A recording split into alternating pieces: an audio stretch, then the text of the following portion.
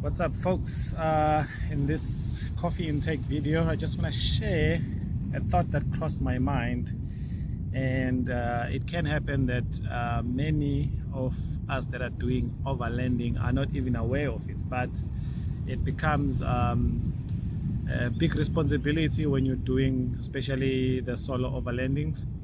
It becomes a big responsibility because I've just realized that you just become a whole team in one. You're just a one man or one lady who's just doing everything that a team has got to do. What do I mean by that? I've got a number of things that I've listed in my mind, and I try to jot them down so that I don't forget. And obviously I won't cover everything, but it's planning. Number one, planning is very important because you gotta know your routes, your routes you're gonna take, however they call it, and along the way you gotta choose your points of interest. And the most important part is to see and vision the possible challenges and how you would get out of them should they occur. And you gotta know your communication, how you're gonna communicate with people back at home. Let them know, or if you have just given them where you're gonna go, how far, and the date they will expect you back, those kind of things. And then while you're at it, at planning, you gotta know your fuel and your food. Well, without that, you ain't getting very far. So you gotta have your fuel points planned out properly and make sure that they are functioning, because at some stage you will bet on the last fuel station and then you find that that fuel station is under renovation. So you gotta have backup plans, and you gotta know that it's serviceable. And if you're not getting fuel there, what do you have on board and how far it can take you. While you are at that, also navigation. It's easy to get lost and it's hard to find your way back home. Only dogs can do it. They can pick up their scent and follow the way back. We humans, we follow structures, we follow the sun, we follow the moon, but on the ground it becomes a different situation.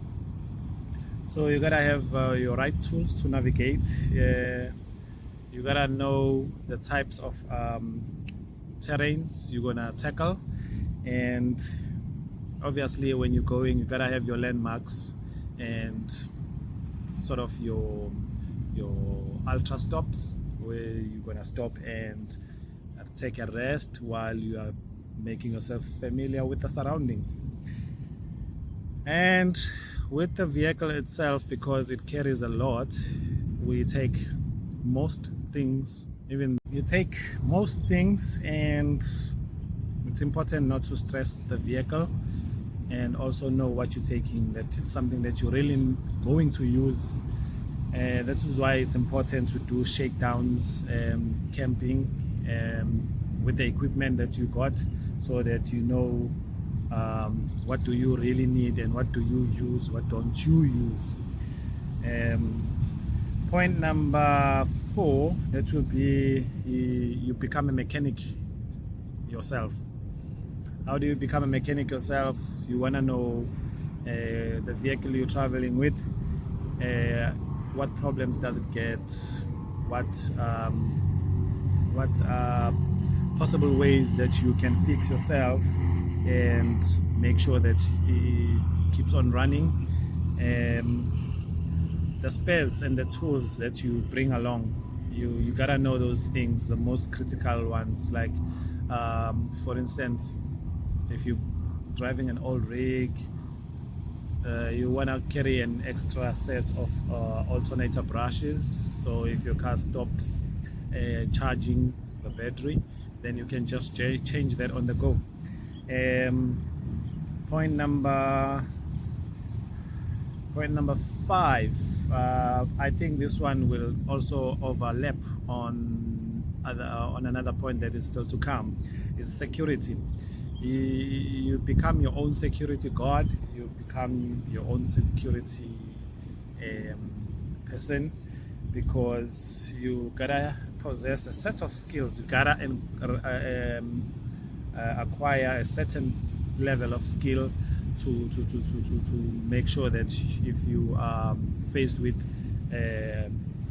attacks or anything, that you will be able to deal with those according to what are you dealing with. And also anything that you bring with can be a weapon, can be a tool to overcome or to use as security measure. For instance, you will take your pen very lightly, but a pen can be a very defensive tool if you know how to use it. Well, during the travel, you gotta be a medic yourself. You have to see things that might happen, the common sicknesses and whatnot, and you gotta have your first aid kit on board, reachable, very easy. It mustn't be packed on the way below. So first aid kit, yeah, gotta bring it, and you gotta have some medication for like fever, running tummy, say like you get a spider bite, all of those poisonous things. You gotta have things that will stabilize yourself with and know how to use them. The other one I always bring with me is a bug out bag. They call it a bug out bag or a getaway bag. So my getaway bag will be packed in such a way that it becomes a survival bag, where I know if something were to go wrong with the car and I'm in the place where I can't have signal, communication or anything, then I have to abandon the car and go to a place to get help. So you gotta have that bag and things that you know that when that happens, you're gonna be able to take that bag. You're gonna be able to survive on that bag, and you must know how many days that you can be able to survive on that days. I mean on that bag. It's a getaway bag. Also, it takes self-training to master this one of mental fitness. You gotta have mental fitness when you go out alone, because you gotta be positive and stay positive, think less about negativities and stay calm. That works out the all-round of mental fitness in terms of going out alone. The most important, again, even though they're all important, it's recovery. Should you get yourself in sticky situations, do you have sufficient recovery gear that will help you unstuck yourself? And sometimes you carry those and you might not need it, but you can help someone else who is in a sticky situation. Even though it's important that everyone carries their recovery gear, so that if you're getting assistance, you use your own instead of using mine. Worst case scenario, I will use mine to help if you don't have yours. So recovery gear is important. Things like your winch, your straps, your jack and tools. Even so, if you're lucky, you can get a buddy coming along on a trip that can serve as a backup vehicle. You can be a backup, vice versa, to get yourself into sticky situations out. And then when all said and done, and you went and you came back, there's a feeling that comes. The feeling that you get, which becomes an adventure when it's done. So that feeling is very great. It's very it's amazing. It's something that you cannot explain. One has to be into it and and be able to understand it, because automatically it leads to planning another adventure, because once you are in, you are hooked. And I mean, outdoors is living.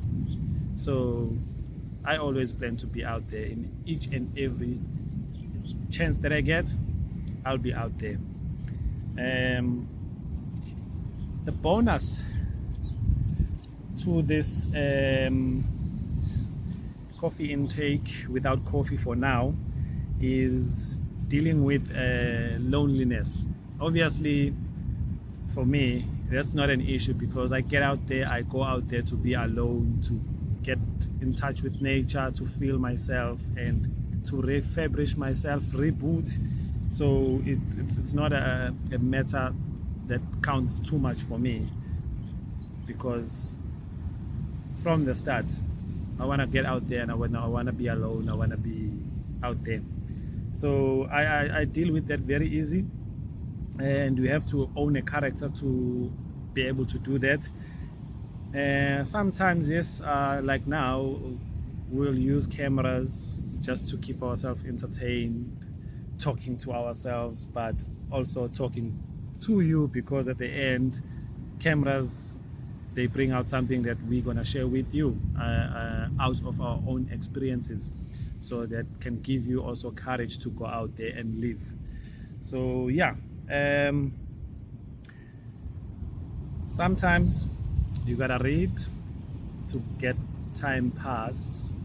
Sometimes you gotta read to get yourself falling to sleep easily. That's just what happens. This brings us to the end of this video, which I wanted to share that solo overlander becomes a team in one.